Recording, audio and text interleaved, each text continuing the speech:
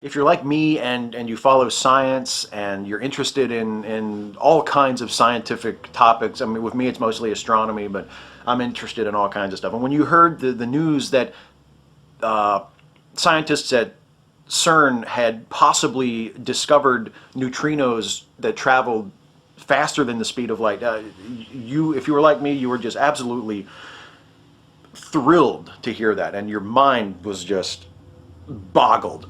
And I mean, it's just one of those things that the only thought that came to me when I read that article and when I first learned of that discovery was what times we live in, what amazing times we live in, when we are facing the possibility of one of the most fundamental assumptions of science of the last 100 years being challenged, being perhaps overturned. Ever since Albert Einstein, we have just taken it as a given, as a part of our cosmology and as a part of our model of physics, that the speed of light is as fast as anything can go, and that nothing but light can even go as fast as light. And now that may not be true. And I mean, and here's the thing. And I should say it's entirely possible, and maybe even likely, depending on the different commentaries that I've read about this, that this finding will not be confirmed. That it'll turn out that the findings were wrong, that there was some flaw in the experiment, or that their calculations or their measurements were simply just not accurate. It's entirely possible that that will wind up being the case. And we may not know for months or even years whether that is the case, because now other scientists, other groups will attempt to replicate the experiment and try to duplicate the finding, and that may take a while.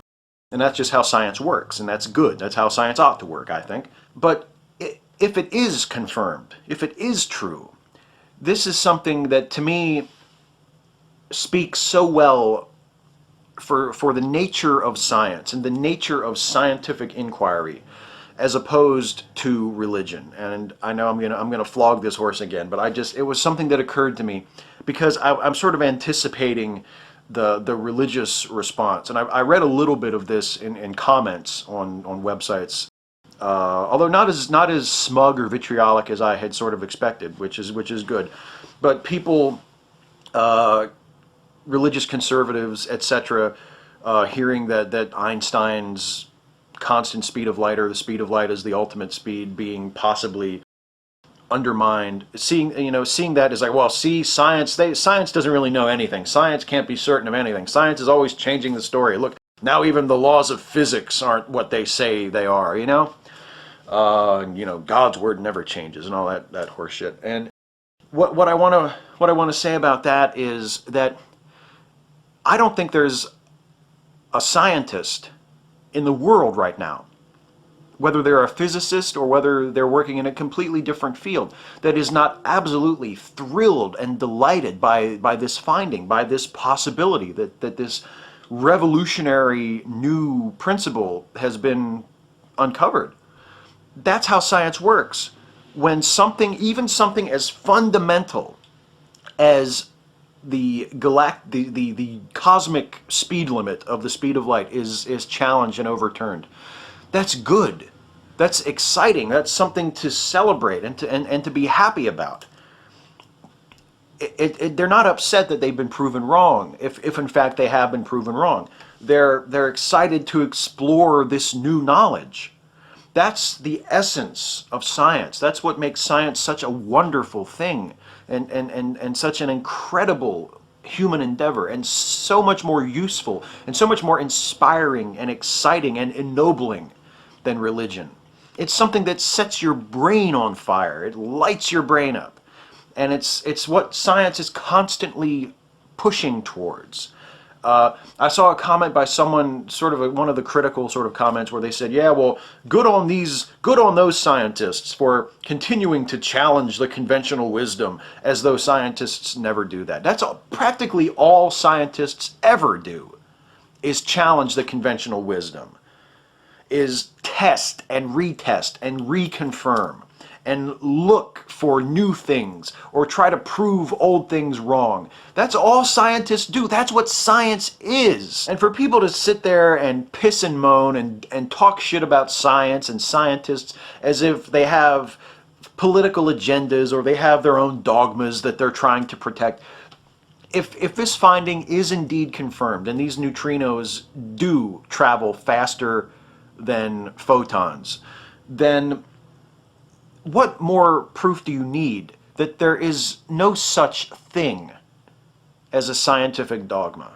Because I hear in the evolution debate all the time, they say, well, scientists are too afraid to disprove evolution because evolution has become like a religious dogma to them. Evolution is like their version of the Bible. It's their religion, and they don't want to let it go. If evolution is scientific dogma, then the speed of light is like what was written on the tablets that Moses brought down from the mountain. All right, it's impossible to overemphasize how central that concept is to the current models of cosmology. That speed of light is the fastest that anything can go, and that nothing but light can even go that fast. That is such a central principle.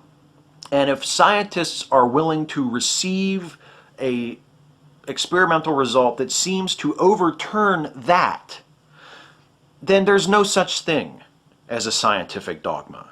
Then the creationist and the religious apologist argument that, well, religion and science are pretty much the same thing because scientists make their assumptions and religious folks make their assumptions, and it's just all based on faith and on what you believe.